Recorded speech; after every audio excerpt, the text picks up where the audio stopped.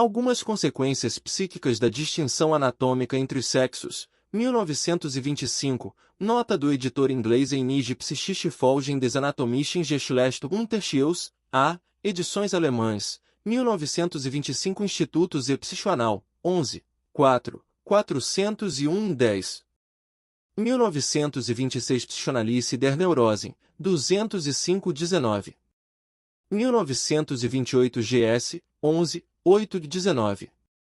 1931 Sexualtheorie und Traumlehre, 207-20. 1948 GW, 14, 19-30.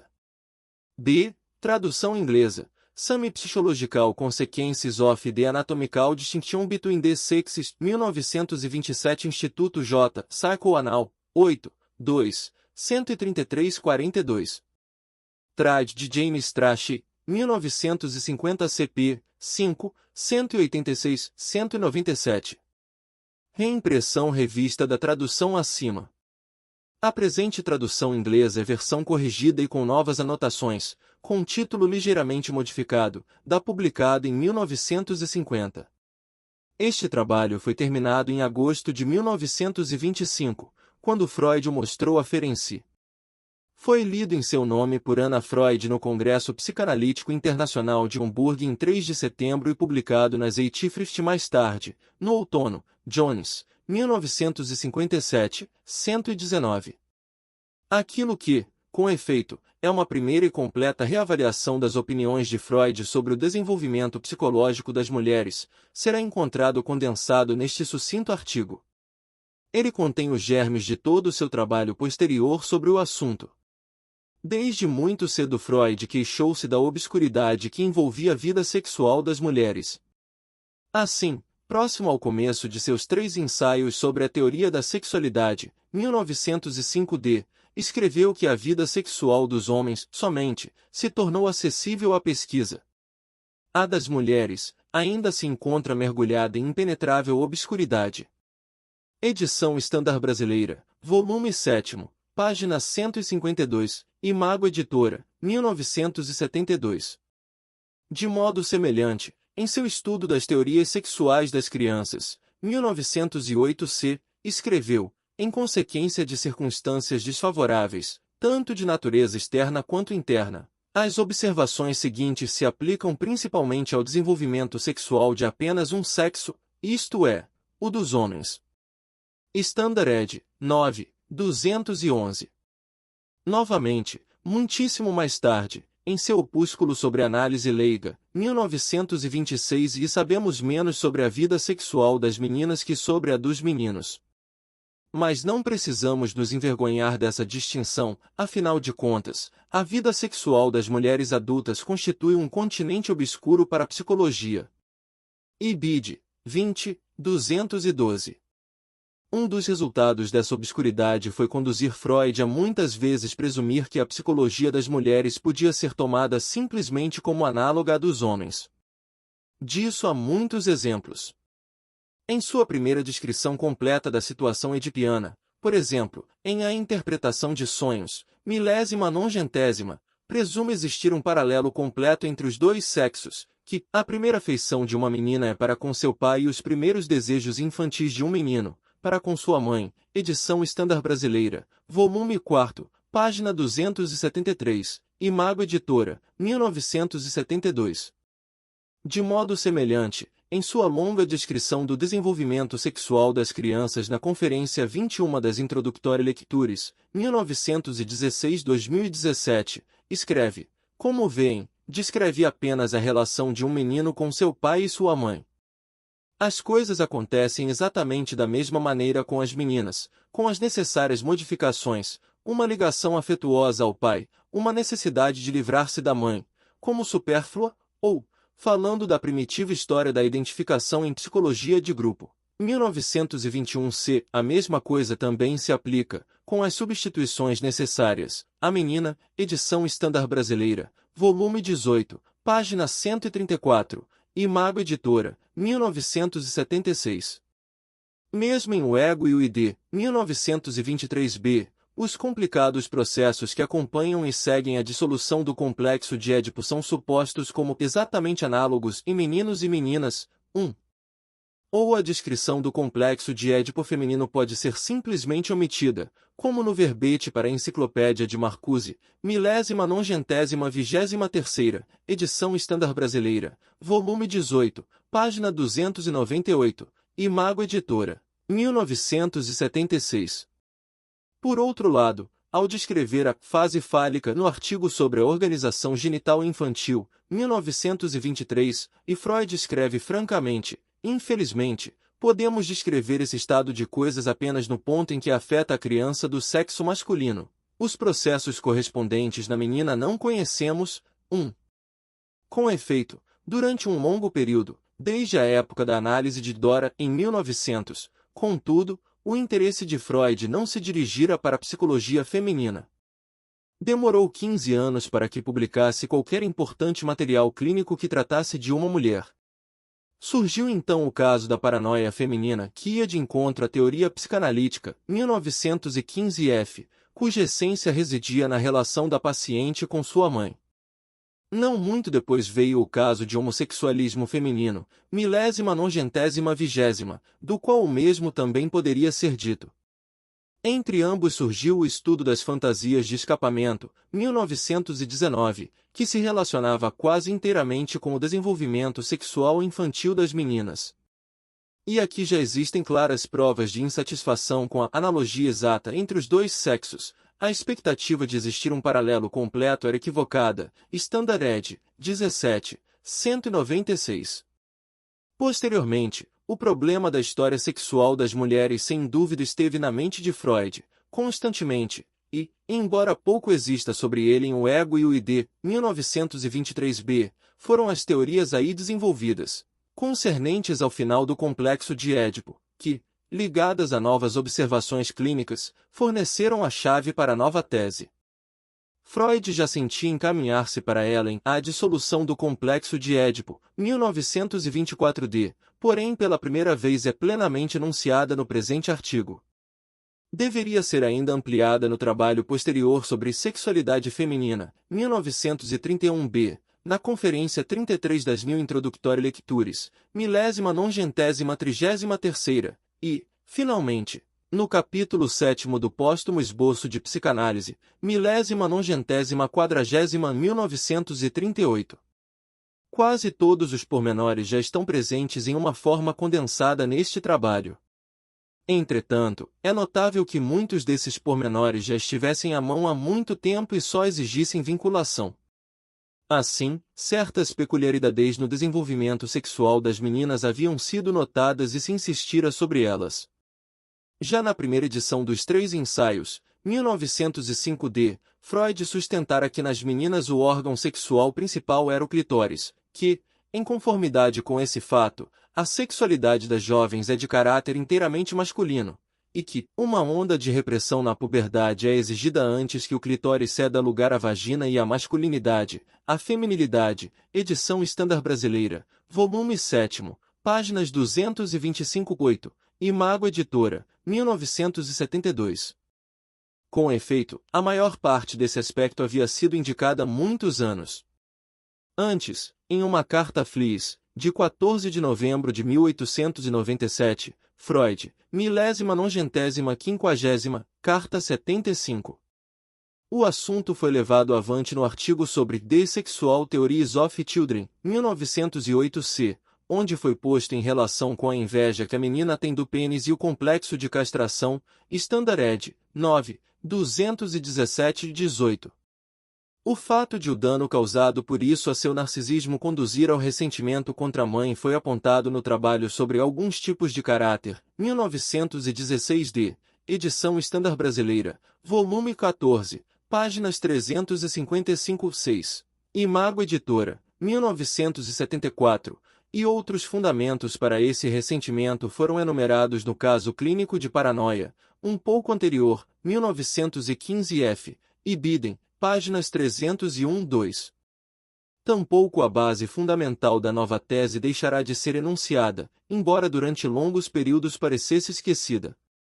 Nos 3 ensaios encontramos a afirmação direta de que o primeiro objeto sexual da criança é o seio da mãe e que esse constitui o protótipo de toda a relação amorosa posterior, edição Standard Brasileira, volume 7º, páginas 228-9, Imago Editora, 1972.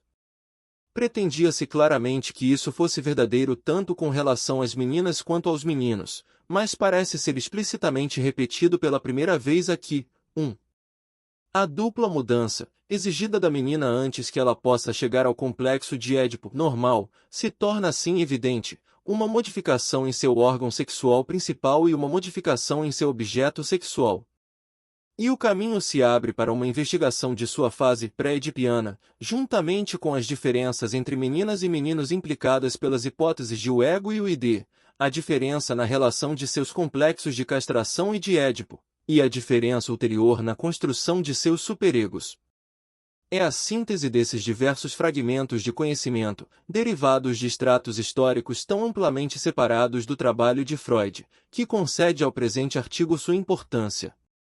Algumas consequências psíquicas da distinção anatômica entre os sexos em meus próprios escritos e naqueles de meus seguidores. Sempre mais ênfase é dada à necessidade de que as análises de neuróticos lidem de modo completo com o período mais remoto de sua infância, a época da primeira inflorescência da vida sexual. Apenas examinando-se as primeiras manifestações da constituição instintual inata do paciente e os efeitos de suas primeiras experiências, que de fato podemos avaliar com exatidão as forças motivadoras que levaram à sua neurose, e estar seguros contra os erros a que poderíamos ser induzidos pelo grau em que as coisas se tornaram remodeladas e sobrepostas na vida adulta. Essa exigência não é apenas de importância teórica, mas também prática, de vez que ela distingue nossos esforços do trabalho daqueles médicos cujos interesses se focalizam exclusivamente nos resultados terapêuticos, e que empregam métodos analíticos, embora apenas até certo ponto. Uma análise da primeira infância como a que estamos considerando é tediosa e laboriosa, e faz, tanto ao médico quanto ao paciente, exigências nem sempre possíveis de ser cumpridas. Ademais, ela nos conduz a regiões obscuras onde ainda não existem postes sinalizadores. De fato, os analistas podem se sentir seguros, penso eu, de que não há risco de seu trabalho tornar-se mecânico e perder assim seu interesse, durante as próximas décadas. Nas páginas seguintes apresento alguns achados de pesquisa analítica que seriam de grande importância, caso se pudesse provar que são universalmente aplicáveis. Por que não adiei sua publicação até que a experiência ulterior me tivesse dado as provas necessárias, se é que se possa obter tais provas? Por que as condições sob as quais trabalho experimentaram uma mudança, com implicações que não posso disfarçar? Antigamente eu não contava entre aqueles incapazes de reter o que parece ser uma nova descoberta, até que tenha sido confirmada ou corrigida. A interpretação de sonhos, milésima nongentésima, e fragmento da análise de um caso de histeria, 1905 e o caso de Dora, foram por mim retidos, se não pelos 9 anos prescritos por Horácio, pelo menos durante 4 ou 5 anos, antes que eu lhes permitisse serem publicados. Naqueles dias, porém, eu tinha tempo ilimitado à minha frente, Oceans of Time como um autor afável o diz, e o material despejava-se sobre mim em tais quantidades que mal se podia escapar a novas experiências. Ademais, eu era o único a trabalhar em um campo novo, de modo que minha reticência não envolvia perigo para mim nem perda para os outros. Hoje, porém, tudo mudou. O tempo à minha frente é limitado.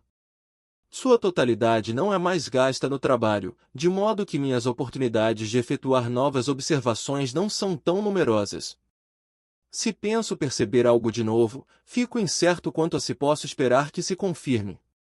E, além disso, tudo quanto há de ser visto à superfície já foi exaurido, o que resta tem de ser lenta e penosamente arrastado para cima, desde as profundezas. Finalmente, não estou mais sozinho.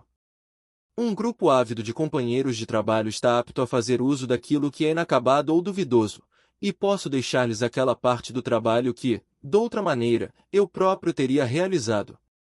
Desta vez, portanto, sinto-me justificado em publicar algo que está em urgente necessidade de confirmação, antes que seu valor, ou falta de valor, possa ser decidido. Examinando as primeiras formas mentais assumidas pela vida sexual das crianças, habituamo-nos a tomar como tema de nossas investigações a criança do sexo masculino, o menino. Com as meninas, assim supunhamos, as coisas deviam ser semelhantes, embora de um modo ou de outro elas tenham, não obstante, de ser diferentes. O ponto do desenvolvimento em que reside essa diferença não podia ser claramente determinado. Nos meninos, a situação do complexo de Édipo é o primeiro estágio possível de ser identificado com certeza. É fácil de compreender, de vez que nesse estágio a criança retém o mesmo objeto que previamente catexizou com sua libido, não ainda um objeto genital, durante o período precedente, enquanto estava sendo amamentada e cuidada. Também o fato de que, nessa situação, encare o pai como um rival perturbador e goste de se ver livre dele e tomar-lhe o lugar, é consequência direta do estado real de coisas. Demonstrei a Lures como a atitude edipiana nos meninos pertence à fase fálica e como sua destruição é ocasionada pelo temor da castração, isto é, pelo interesse narcísico nos órgãos genitais. O assunto fica mais difícil de aprender pela circunstância complicante de que mesmo em meninos o complexo de Édipo possui uma orientação dupla, ativa e passiva, de acordo com sua constituição bissexual. O menino também deseja tomar o lugar de sua mãe como objeto de amor de seu pai, fato que descrevemos como sendo a atitude feminina. Com referência à pré-história do complexo de Édipo nos meninos, estamos longe da clareza completa. Sabemos que esse período inclui uma identificação de tipo afetuoso com o pai do menino, identificação que ainda está livre de qualquer sentimento de rivalidade com relação à sua mãe. Outro elemento desse estágio é, acredito, invariavelmente uma atividade masturbatória vinculada aos órgãos genitais, a masturbação da primeira infância, cuja supressão mais ou menos violenta da parte daqueles que estão encarregados da criança põe em ação o complexo de castração. Deve-se presumir que essa masturbação está ligada ao complexo de Édipo e sirva como descarga para a excitação sexual que lhe é própria. Contudo, é incerto se a masturbação possui esse caráter desde o início, ou se, pelo contrário, efetua seu primeiro aparecimento espontaneamente, como uma atividade de um órgão corporal, e só é colocada em relação ao complexo de Édipo em alguma data posterior. Essa segunda possibilidade é, de longe, a mais provável. Outra questão duvidosa é o papel desempenhado pela enurese noturna e pelo rompimento desse hábito mediante a intervenção de medidas de educação.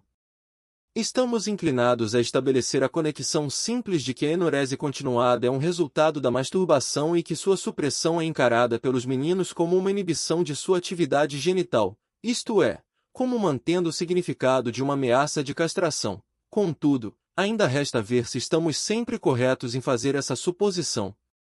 Finalmente, a análise nos demonstrou de maneira obscura como o fato de uma criança em idade muito precoce escutar os pais copularem pode desencadear sua primeira excitação sexual e como esse acontecimento pode, devido a seus efeitos posteriores, agir como ponto de partida para todo o desenvolvimento sexual da criança.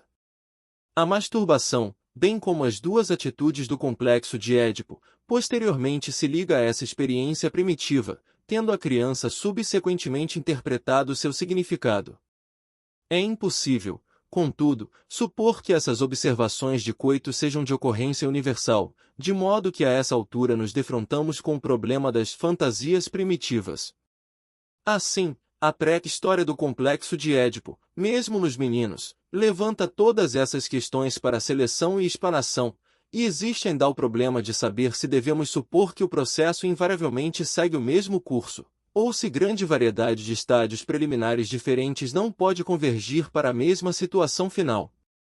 Nas meninas, o complexo de Édipo levanta um problema a mais que nos meninos. Em ambos os casos, a mãe é o objeto original, e não constitui causa de surpresa que os meninos retenham esse objeto no complexo de Édipo. Como ocorre, então, que as meninas o abandonem e, ao invés, tomem o pai como objeto? Perseguindo essa questão pude chegar a algumas conclusões capazes de lançar luz exatamente sobre a pré-história da relação edipiana nas meninas. Todo analista já deparou com certas mulheres que se aferram com intensidade e tenacidade especiais à ligação com o pai e ao desejo, em que esse vínculo culmina, de terem um filho seu. Temos boas razões para supor que a fantasia de desejo foi também a força motivadora de sua masturbação infantil, e é fácil formar a impressão de que, nesse ponto, viemos dar contra um fato elementar e não analisável da vida sexual infantil.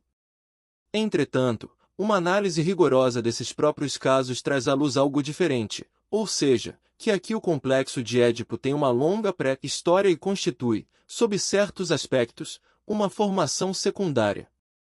O antigo pediatra Linner 1879 certa vez observou que a criança descobre as zonas genitais, o pênis ou o clitóris, como fonte de prazer enquanto se entrega ao sugar sensual, sugar do polegar. Deixarei como questão aberta saber se realmente procede que a criança assume a fonte de prazer, que acaba de descobrir, em troca da perda recente do mamilo da mãe, possibilidade a que fantasias posteriores, felação, parecem apontar. Seja como for, a zona genital é descoberta em alguma ocasião ou outra e não parece haver justificativa para atribuir qualquer conteúdo psíquico às primeiras atividades a ela vinculadas. O primeiro passo na fase fárica iniciada dessa maneira não é a vinculação da masturbação às catexias objetais do complexo de Édipo, mas uma momentosa descoberta que as meninas estão destinadas a fazer. Elas notam o pênis de um irmão ou companheiro de brinquedo, notavelmente visível e de grandes proporções, e imediatamente o identificam com o correspondente superior de seu próprio órgão pequeno e imperceptível. Dessa ocasião em diante caem vítimas da inveja do pênis. Existe um contraste interessante entre o comportamento dos dois sexos. Na situação análoga, quando um menino pela primeira vez chega a ver a região genital de uma menina, começa por demonstrar irresolução ou falta de interesse, não vê nada ou rejeita o que viu, abranda a expressão dele ou procura expedientes para colocá-lo de acordo com suas expectativas. Somente mais tarde, quando possuído de alguma ameaça de castração, é que a observação se torna importante para ele. Se então a relembra ou repete, ela desperta nele uma terrível tormenta de emoção e o força a acreditar na realidade da ameaça de que havia rido até então. Essa combinação de circunstâncias conduz a duas reações, capazes de se tornarem fixas, e se assim for, quer separada, quer juntamente, quer em conjunto com outros fatores, determinarão permanentemente as relações do menino com as mulheres. Horror da criatura mutilada ou desprezo triunfante por ela. Esses desfechos, contudo, pertencem ao futuro, embora não muito remoto. A menina se comporta diferentemente. Faz seu juízo e toma sua decisão num instante. Ela o viu, sabe que não o tem e quer tê-lo. Aqui, aquilo que foi denominado de complexo de masculinidade das mulheres se ramifica. Pode colocar grandes dificuldades no caminho de seu desenvolvimento regular no sentido da feminilidade, se não puder ser superado suficientemente cedo. A esperança de algum dia obter um pênis, apesar de tudo, e assim tornar-se semelhante a um homem, pode persistir até uma idade incrivelmente tardia e transformar-se em motivo para ações estranhas e doutra maneira inexplicáveis. Ou, ainda, pode estabelecer-se um processo que eu gostaria de chamar de rejeição, processo que, na vida mental das crianças, não aparece incomum nem muito perigoso, mas em um adulto significaria o começo de uma psicose. Assim, uma menina pode recusar o fato de ser castrada, enrijecer-se na convicção de que realmente possui um pênis e subsequentemente ser compelida a comportar-se como se fosse homem. As consequências da inveja do pênis, na medida em que não é absorvida na formação reativa do complexo de masculinidade, são várias e de grande alcance.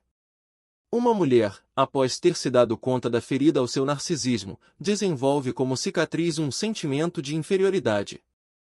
Quando ultrapassou sua primeira tentativa de explicar sua falta de pênis como uma punição pessoal para si mesma, e compreendeu que esse caráter sexual é universal, ela começa a partilhar do desprezo sentido pelos homens por um sexo que é inferior em tão importante aspecto, e, pelo menos no sustentar dessa opinião, insiste em ser como um homem.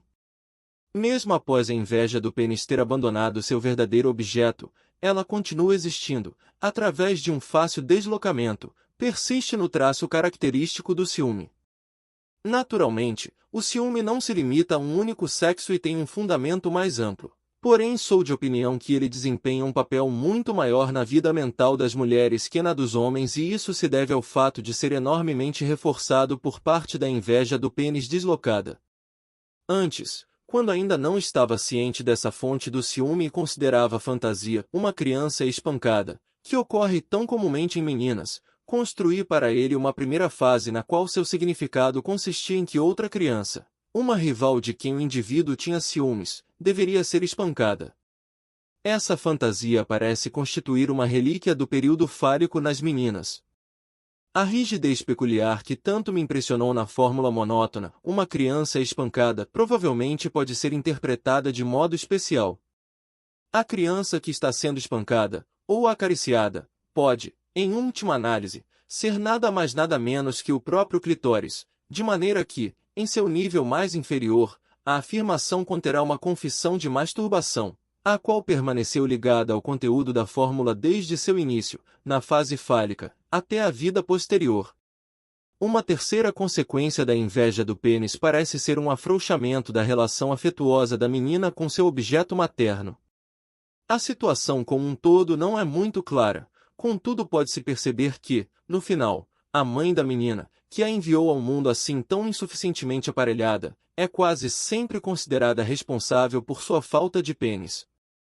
A forma pela qual isso historicamente ocorre consiste, com frequência, no fato de que a menina, logo após ter descoberto que seus órgãos genitais são insatisfatórios, começa a demonstrar ciúmes de outra criança, baseando-se em que sua mãe gosta mais dessa criança do que dela, o que serve de razão para ela abandonar sua ligação com sua mãe. Isso então terá efeito, se a criança que foi preferida pela mãe se tornar o primeiro objeto da fantasia de espancamento que termina em masturbação. Um outro surpreendente efeito da inveja do pênis, ou da descoberta da inferioridade do clitóris, existe e é, indubitavelmente, o mais importante de todos.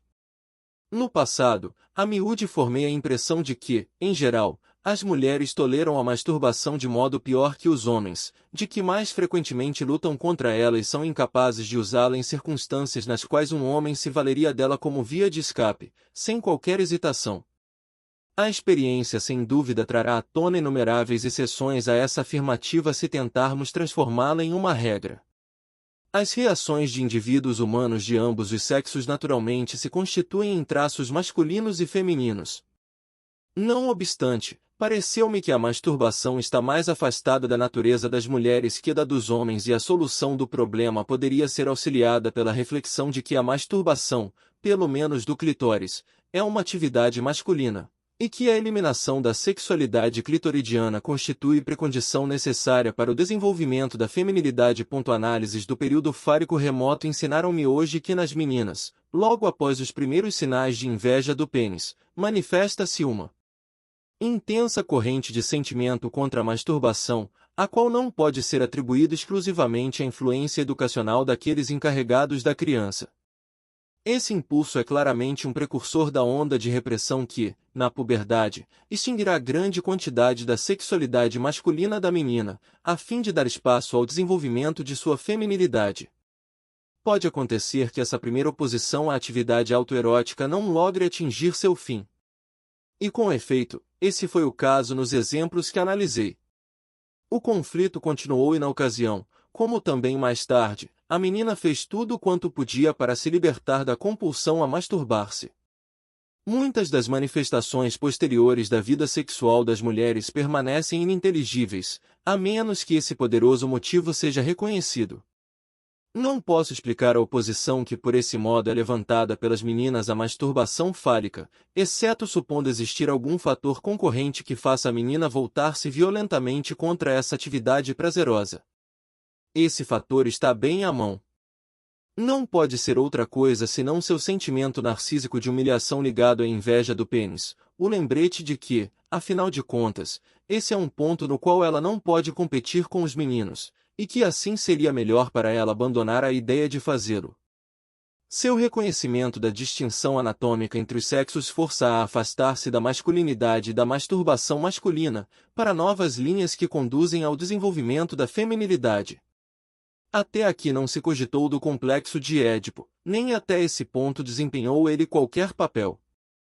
Agora, porém, a libido da menina desliza para uma nova posição ao longo da linha, não há outra maneira de exprimi-lo, da equação pênis-criança.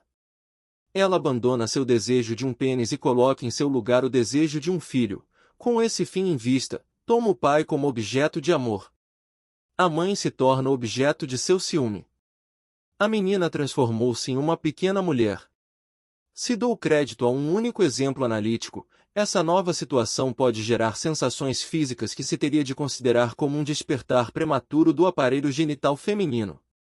Malogrando-se mais tarde e tendo de ser abandonada, a ligação da menina a seu pai pode ceder lugar a uma identificação com ele, e pode ser que assim a menina retorne a seu complexo de masculinidade, talvez, permaneça fixada nele. Agora já expus a essência do que tinha a dizer, portanto me detenho, e porei o olhar sobre nossos achados. Alcançamos determinada compreensão interna, insight, da pré-história do complexo de Édipo nas meninas. Nas meninas, o complexo de Édipo é uma formação secundária. As operações do complexo de castração o precedem e preparam. A respeito da relação existente entre os complexos de Édipo e de castração, existe um contraste fundamental entre os dois sexos. Enquanto, nos meninos, o complexo de Édipo é destruído pelo complexo de castração, nas meninas ele se faz possível e é introduzido através do complexo de castração. Essa contradição se esclarece se refletirmos que o complexo de castração sempre opera no sentido implícito em seu conteúdo, ele inibe e limita a masculinidade e incentiva a feminilidade. A diferença entre o desenvolvimento sexual dos indivíduos dos sexos masculino e feminino no estágio que estivemos considerando é uma consequência inteligível da distinção anatômica entre seus órgãos genitais e da situação psíquica aí envolvida. Corresponde à diferença entre uma castração que foi executada e outra que simplesmente foi ameaçada. Em suas essências, portanto, nossos achados são evidentes em si mesmos e teria sido possível prevê-los. O complexo de Édipo, contudo, é uma coisa tão importante que o modo por que o indivíduo nele se introduz e o abandona não pode deixar de ter seus efeitos. Nos meninos, como demonstrei amplamente no artigo a que acabo de me referir 1924d e ao qual todas as minhas atuais observações estão estreitamente relacionadas, o complexo não é simplesmente reprimido, é literalmente feito em pedaços pelo choque da castração ameaçada. Suas catexias libidinais são abandonadas, dessexualizadas e, em parte, sublimadas, seus objetos são incorporados ao ego, onde formam o núcleo do superego e fornecem a essa nova estrutura suas qualidades características. Em casos normais, ou melhor em casos ideais, o complexo de Édipo não existe mais, nem mesmo no inconsciente, o superego se tornou seu herdeiro. De vez que o pênis, para acompanhar Ferenczi em 1924, deve sua catexia narcísica extraordinariamente elevada à sua significação orgânica para a propagação da espécie, a catástrofe que ocorre no complexo de Édipo, o abandono do incesto e a instituição da consciência e da moralidade, pode ser considerada uma vitória da raça sobre o indivíduo. Isso constitui um ponto de vista interessante quando se considera que a neurose se baseia em uma luta do ego contra as exigências da função sexual.